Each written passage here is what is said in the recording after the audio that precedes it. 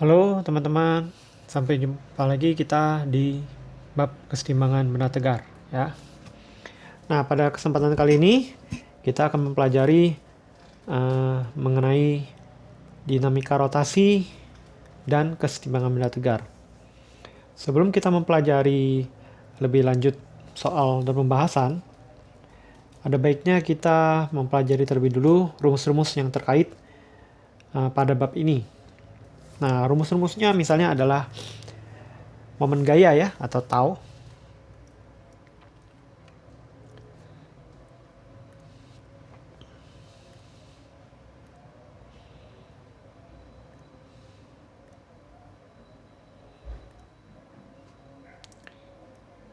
Ya, itu caranya adalah FR sin theta ya. Nah, momen gaya itu didefinisikan sebagai gaya yang bekerja pada suatu benda ya. Ada satu benda nih, misalnya ini gaya tarik ya. Gaya tarik F pada poros O misalnya. Nah, maka ini adalah tetanya ya. Nah, sedangkan ini adalah R. Ya, gitu ya. Nah, sedangkan R sin theta ya kadang dinamakan sebagai L atau lengan momen. Nah, jika suatu gaya bekerja pada poros putar atau satu garis dengan poros putar, jadi misalnya poros putarnya ada di sini, poros putar ada di O ya, satu garis ya, satu garisnya misalnya di sini F-nya,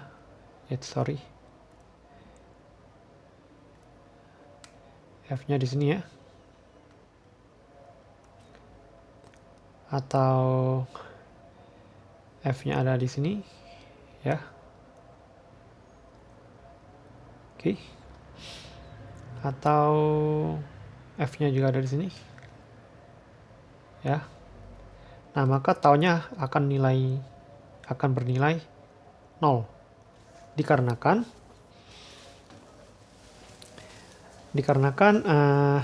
tidak ada nilai R ya, tidak ada jarak. Karena R itu adalah jarak antara pangkal gaya F dengan poros putar. Oke. Nah, setelah itu kita juga mempelajari tentang momen inersia I. Ya. Momen inersia untuk partikel itu mr kuadrat, massa dikalikan dengan jarak benda itu terhadap pusat rotasi. Nah, momen inersia ini untuk berbagai benda khusus itu biasanya ada 3 buah yang benda khususnya ya. Yang pertama itu untuk silinder pejal.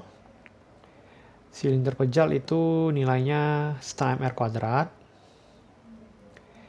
Kalau bola pejal 2/5 mr kuadrat. Dan untuk batang dengan pusat rotasi ada di tengah ya, I-nya sama dengan 1/12 ml kuadrat. Oke. Nah, berikutnya hukum kekekalan momentum sudut ya. Hukum kekekalan momentum sudut. Mirip-mirip dengan momentum linear ya. Kalau momentum linear itu M kali V. Kalau momentum sudut itu adalah lambangnya L, I kali omega.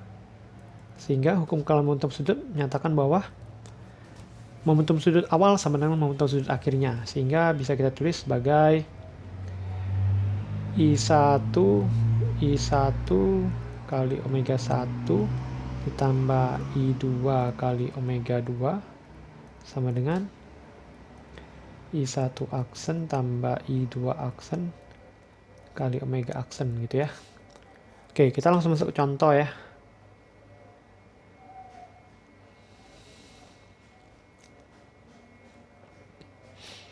Oke, contoh 1.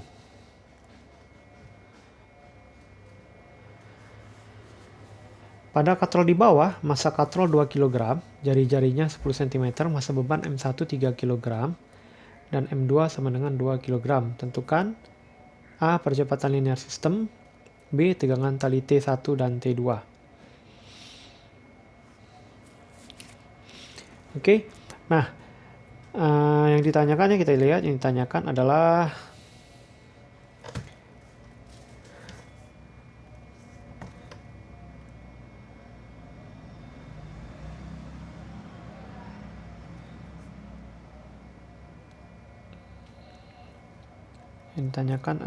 percepatan, lambangnya A, dan B itu T1 dan T2 ya. Oke. Nah, pertama kali untuk menyelesaikan soal pergerakan katrol begini, kita harus tentukan dulu gerakan benda masing-masing ya. Jadi kita contohkan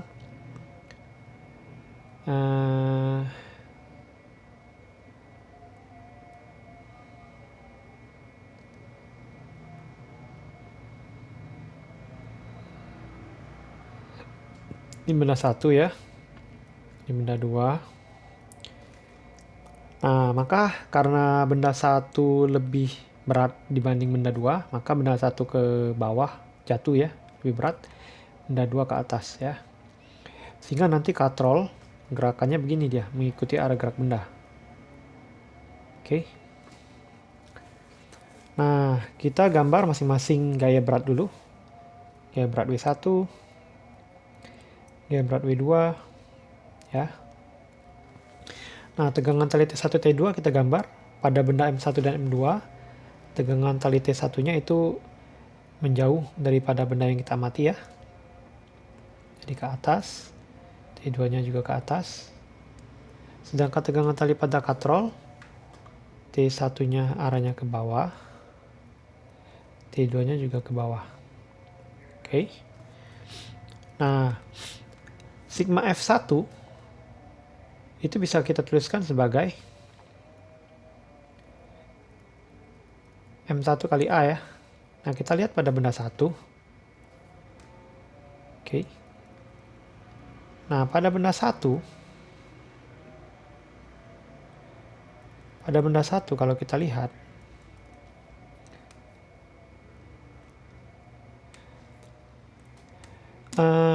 benda 1 bergerak ke bawah. Gaya pada benda 1 ada 2, W1 dan T1. Nah, yang positif adalah gaya yang mengikuti arah gerak benda, yaitu W1 ya. Dan sehingga di ruas kiri jumlah gayanya adalah W1 kurang T1 sama dengan M1 kali A. Itu ya. Kita masukkan W1-nya adalah 30 dikurang T1 sama dengan 3A. Kita cari di sini T1 sama dengan 30 kurang 3A. Oke. Lanjut kita ke sigma F2 sama dengan M2 kali A.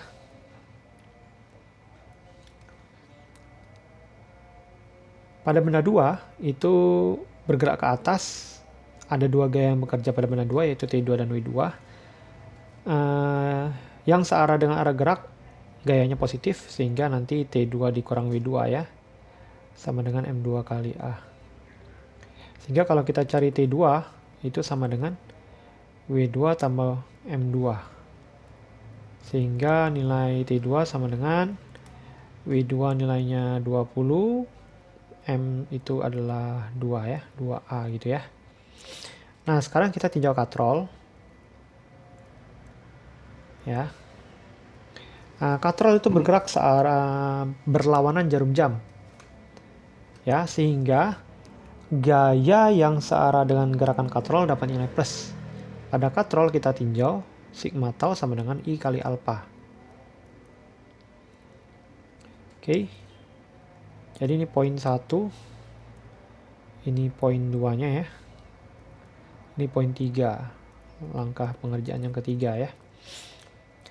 Nah, kita tahu sigma tau itu adalah FR sin alpha gitu ya. Diingat ya, tau adalah FR sin alpha. Nah, kalau kita tinjau katrol ya. Kita tinjau misalnya T2-nya dulu ya. T2-nya kalau kita lihat, itu gayanya terhadap poros, ya, itu alfanya 90 derajat pasti ya. Sehingga kalau alfa 90 derajat, sin alfa sama dengan 1. Sehingga kita nggak masukkan lagi aja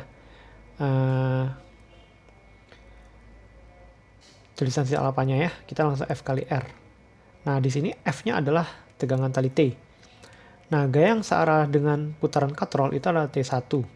Sehingga kita bisa tuliskan jadinya T1 dikali R dikurang T2 kali R sama dengan I kali alfa. Nah, I pada katrol, karena katrol adalah silinder pejal, maka I-nya adalah setengah MR kuadrat.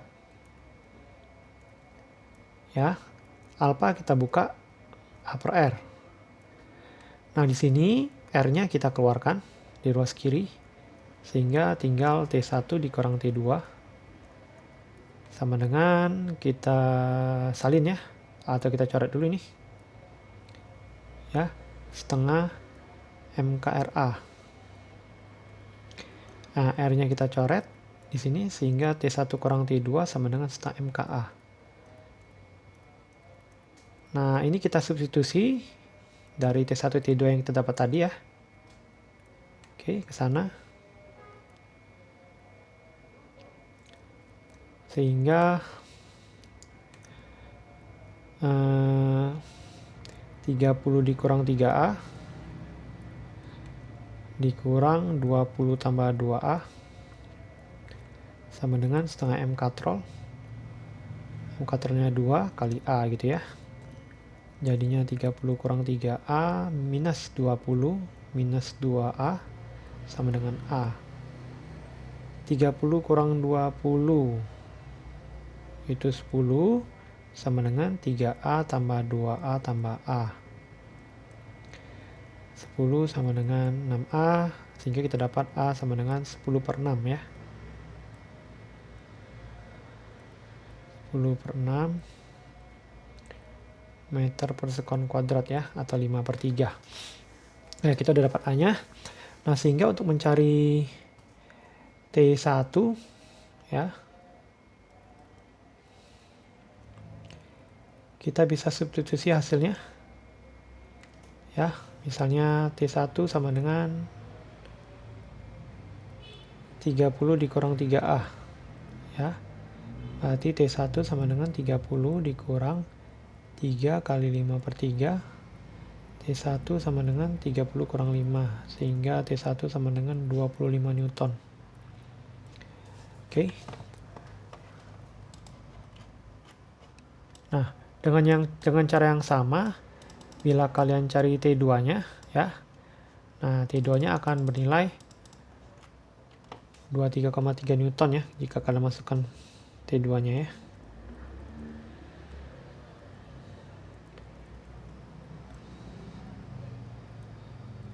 (20 ditambah 2 kali 5 per 3) 20 tambah 10 per 3 ya.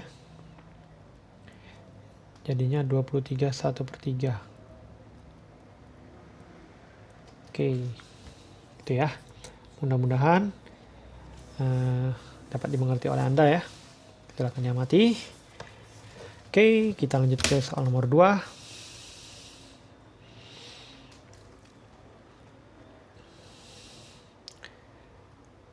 Oke. Soal nomor 2 ya. Oke. Nah, ada silinder pejal di puncak bidang miring. Nah, ketinggian bidang miring adalah H, akan melinding sampai ke dasar bidang miring. Nah, yang ditanyakan adalah berapa percepatan linear selama gerakannya dan kecepatan akhir silinder di dasar bidang. Nah, kita sebelumnya kita mencari jawaban dari pertanyaan ini dengan hukum kekalahan energi mekanik ya. Jadi kita misalkan dulu silinder pejal itu momen inersianya kita lambangkan sebagai KMR kuadrat ya. Kita akan mencari rumus umumnya ya. Jadi kita nggak langsung masukin setengah ya. Oke. Nah, oke, kita langsung masukkan hukum kealat energi mekanik ya. Hukum kealat energi mekanik adalah EPA ditambah EKA itu sama dengan EPB ditambah EKB ya. Nah, EPA itu adalah MGH ya, ditambah dengan di titik A itu benda katanya kan dilepaskan ya, sehingga V-nya 0 ya. Nah, EPB energi potensial di titik B karena sudah sampai di tanah maka hanya 0 sehingga energi potensialnya 0 ditambah energi kinetik di B. Nah, perlu kita ingat bahwa di saat benda melakukan rotasi, energi kinetik benda itu akan menjadi dua macam, yaitu EK translasi ya, ditambah dengan EK rotasinya. Oke. Sehingga ini kita bisa jabarkan lagi, MGH sama dengan EK translasi adalah setengah MVB kuadrat ditambah dengan EK rotasi adalah setengah I omega kuadrat ya. Di sini kita tuliskan lagi MGH sama dengan setengah MVB kuadrat ditambah dengan setengah I-nya kita buka yaitu KMR kuadrat gitu ya. KMR kuadrat omega kita buka jadi V per R gitu ya. V per R dikuadratin jadinya kuadrat-kuadrat gitu ya. Nah, sehingga ini kita tuliskan di sini MGHA atau MGH saja ya, hanya ya, sama dengan setengah MVB kuadrat ditambah dengan setengah KMR kuadrat. Oh ya, R kuadratnya kita bisa coret ya, sehingga tinggal nanti adalah KMV kuadrat ya.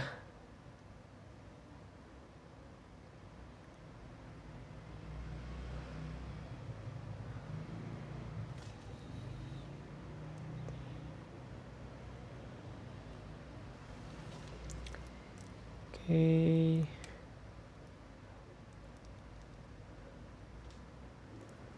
Nah, KMV kuadrat ya.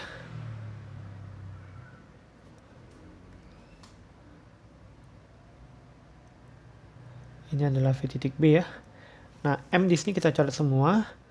Nanti tinggal GH sama dengan setengah VB kuadrat ditambah setengah KVB kuadrat.